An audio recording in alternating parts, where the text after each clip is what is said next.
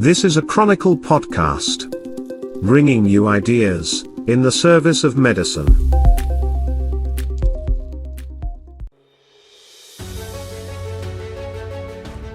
From the Chronicle podcast system, this is the NPC podcast of the National Pharmaceutical Congress for February 1st, 2023. The NPC podcast is where we discuss and consider the purpose, process and people of the pharma industry, and today, we'll continue the healthcare conversation. This program is presented in cooperation with Imprez, Canada's next-generation commercial partner. The industry is rapidly evolving, and Imprez is designed to help you evolve with it.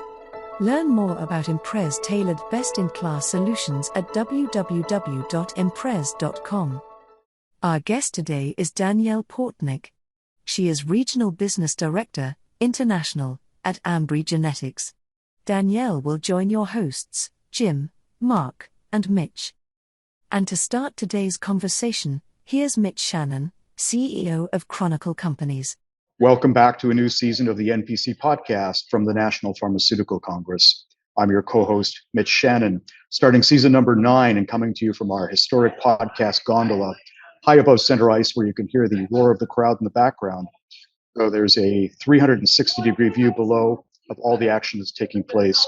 Back with us again for another season is James Shea, General Manager at the Council for Continuing Pharmaceutical Education in Montreal.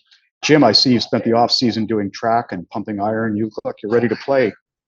Absolutely. I'll tell you, Coach wanted me faster between the Q&As and podcasting the right way, getting deep into the answers and taking dead air time away. So, I'm ready to go. All in the enunciation, and returning to this grueling regimen is Mark McElwain, the pharmaceutical industry consultant and life sciences expert. Mark, doesn't Jim look like his training is really paying off? Yeah, although some things don't really come through too clearly on the podcast platform, but I'm always willing to cheer on those making the steps back to the gym after COVID. I'll be raising a glass to all of them. Very nice. Well, I think anyone will see that we are a finely tuned, well-oiled machine.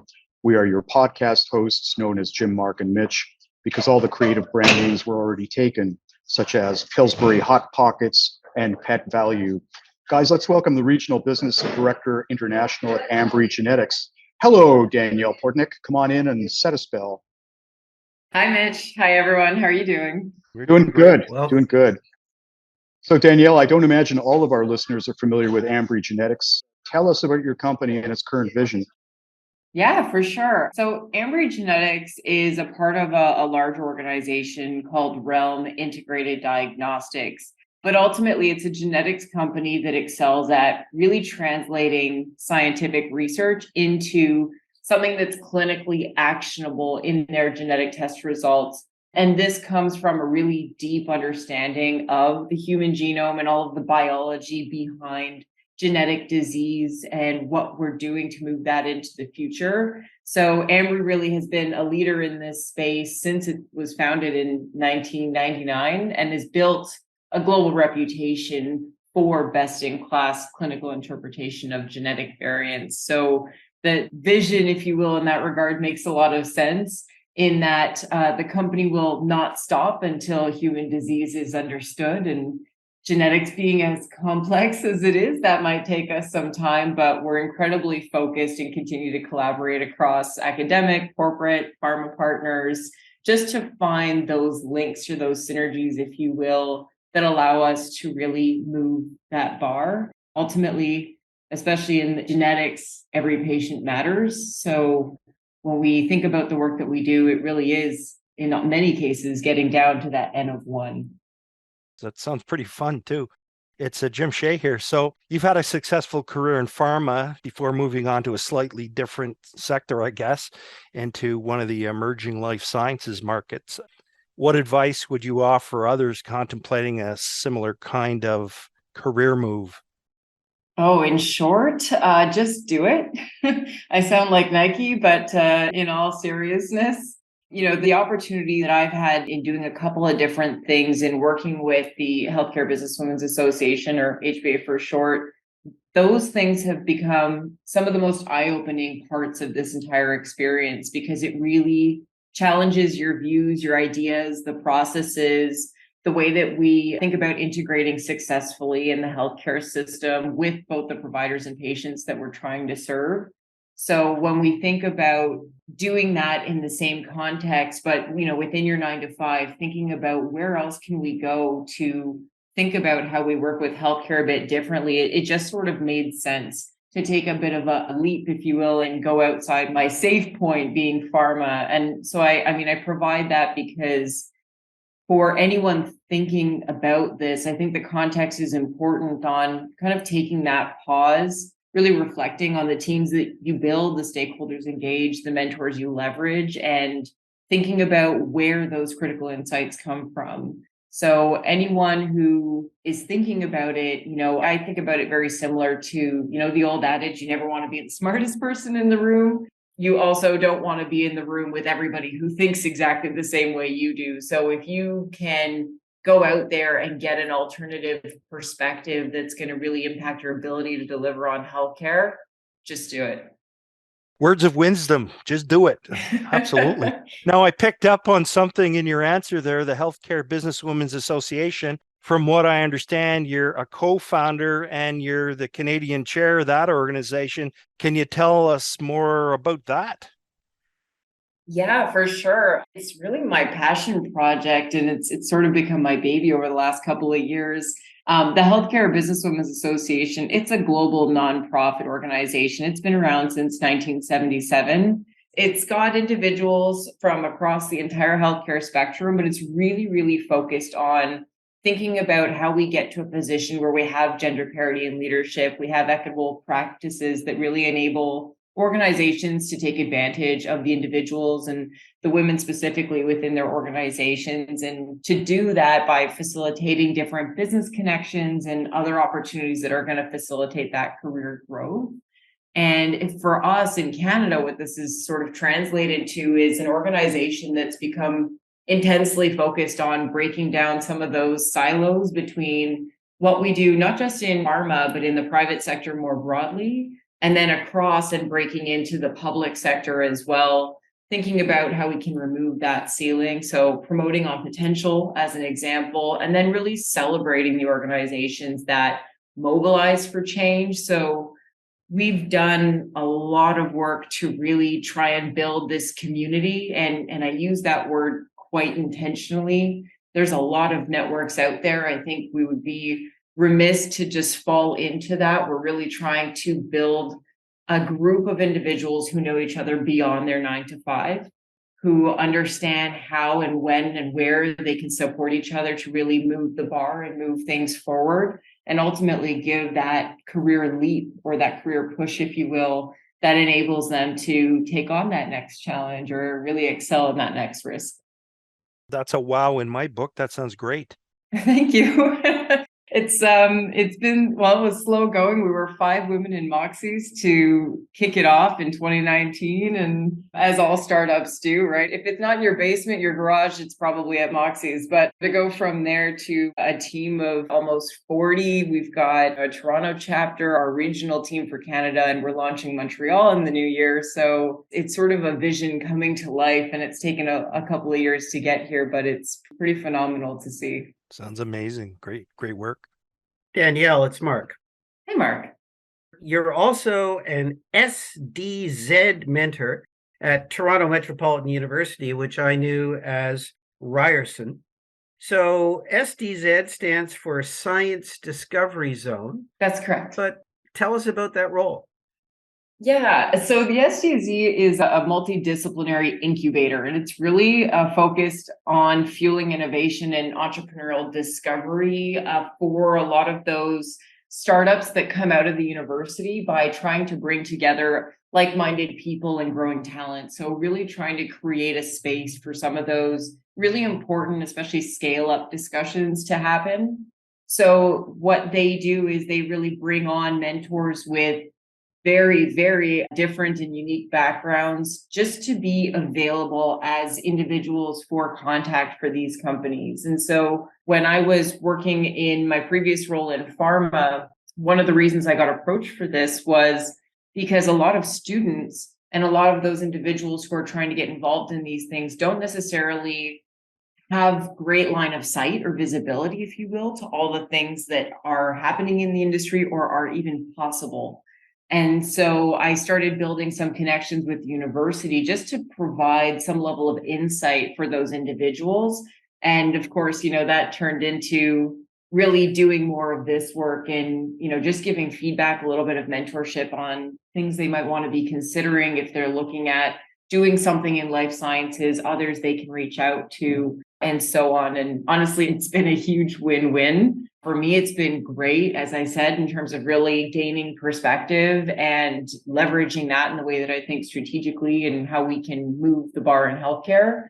But also for them, it's, you're building that next generation of incredible leaders and organizations. So, I'm finding that there's really neat opportunities, technologies, ideas that'll be coming to light over the next couple of years. And I'm just happy to be a small part of that. Well, thanks very much.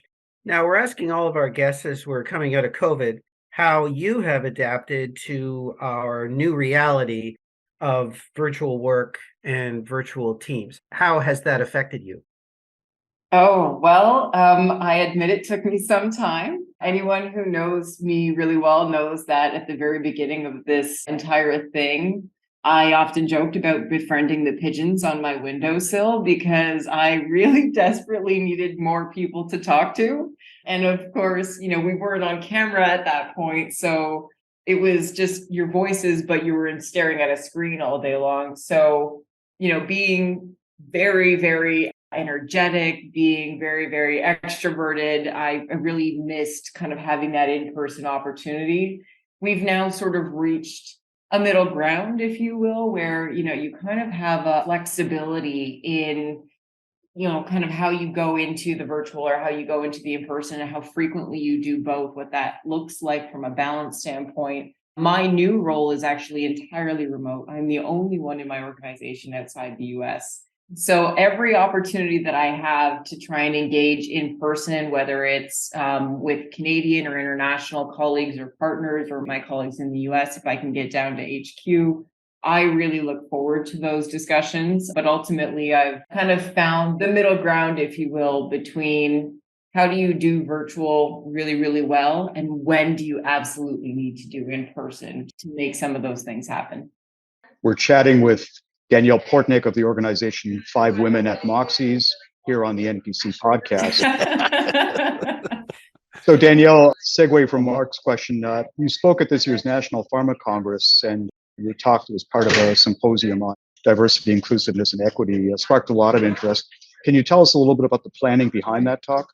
Yeah, for sure. Generally, when I'm asked to speak on a topic where I'm given a slightly carte blanche or a sort of like a little bit of a white page where I can really think about what I want it to be, I spend some time really reflecting on the conversations that I've had, the situations I've experienced or others have shared with me. And I try and look for something that really struck me, whether it's something that you heard consistently, something that struck a nerve, something that surprised or excited me in some way. Usually there's something that you can find. And, as I said, I've considered myself privileged because I've been able to be an ear, a shoulder, a sounding board, a colleague, and a cheerleader for a number of different people across, challenges and wins and wishes and so on. So in sort of being in that space and having these conversations, when I started to see something like the term imposter syndrome, or I feel like I'm an imposter, or some version of it keep coming up in conversations,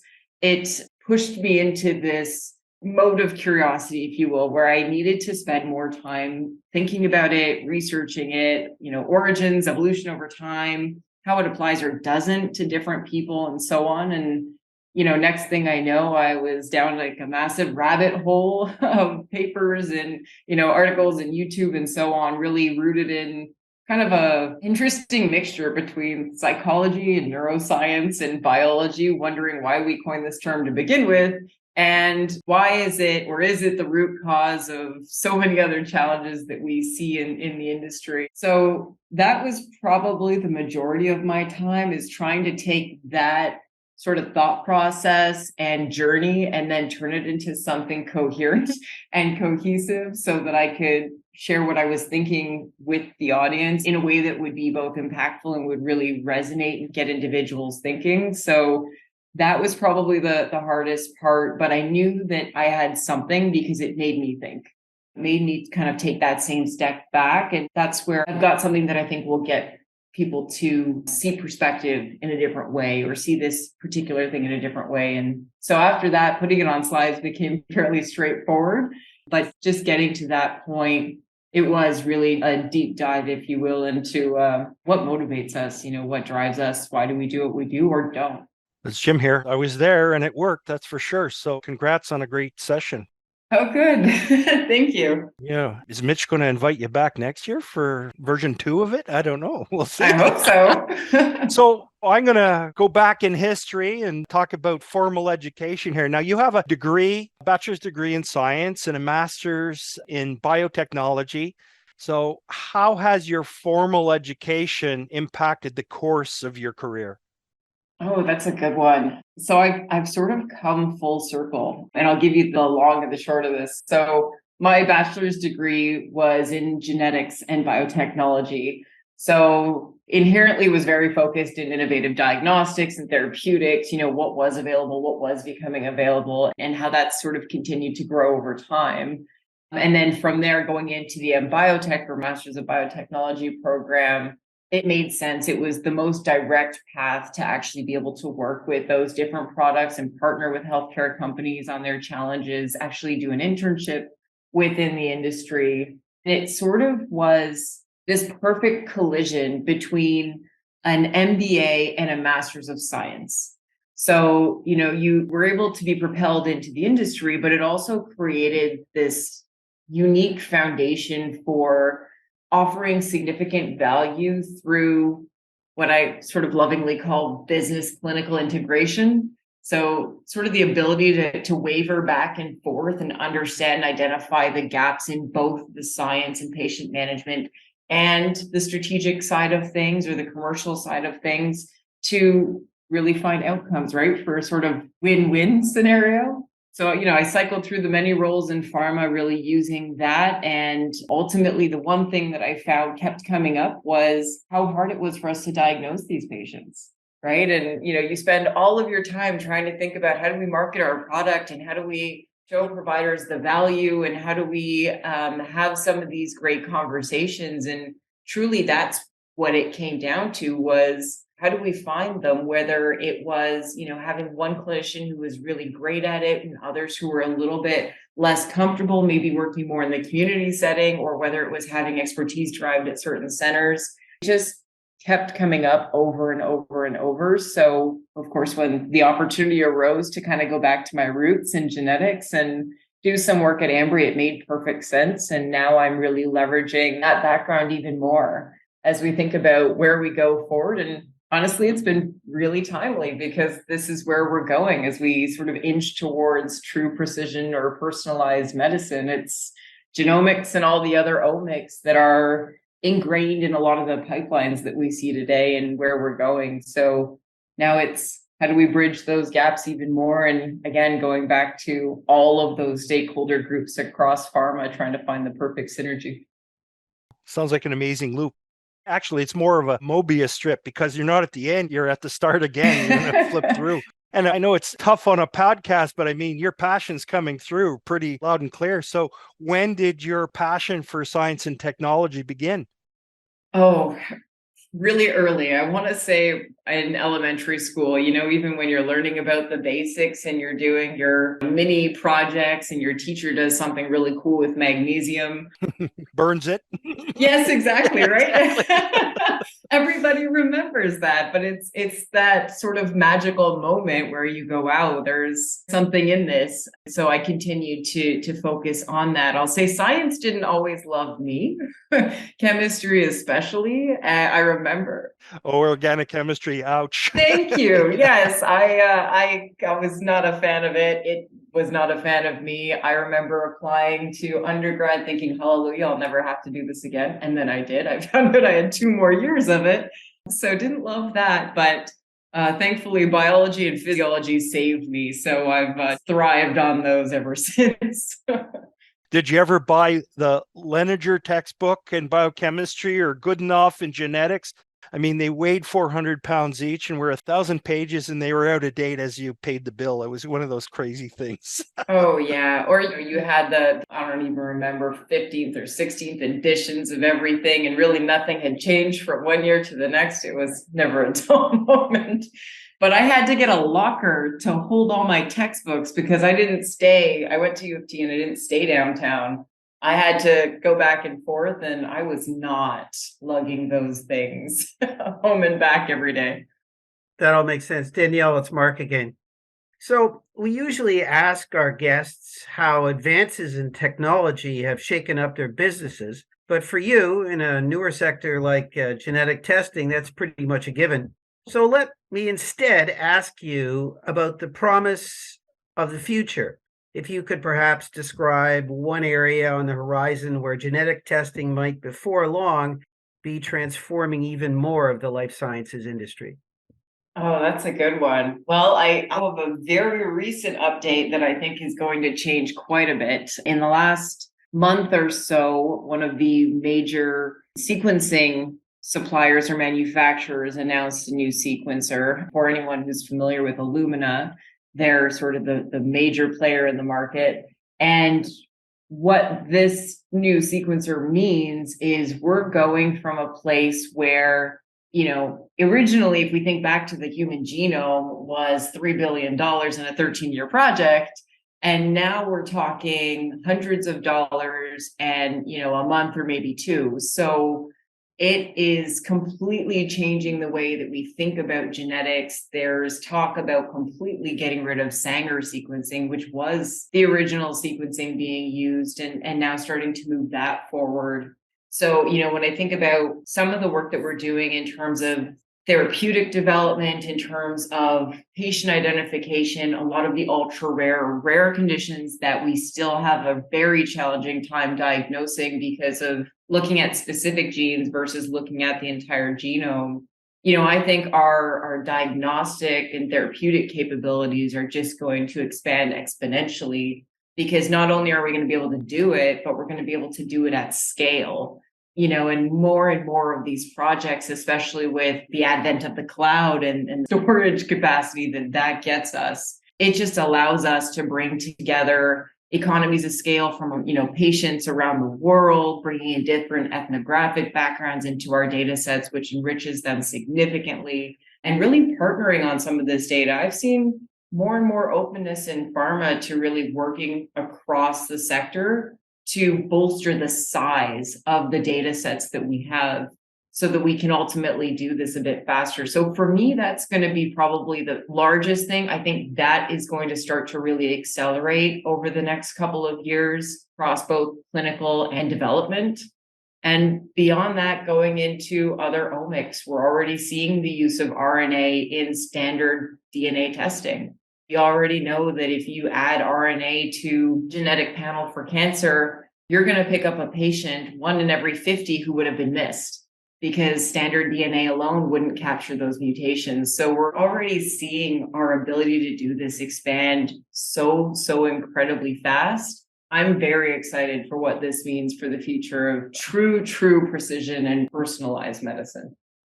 Well, this is Jim here. I'm going to jump in right now because, gentlemen, I think we already met our requirements for the prognostication corner, and it's spelt with a K because we know that dogs reply very well to hard consonant sounds. I don't think we have to ask what's going on in the next 12 to 24 months. I think we just heard it right there. Wow.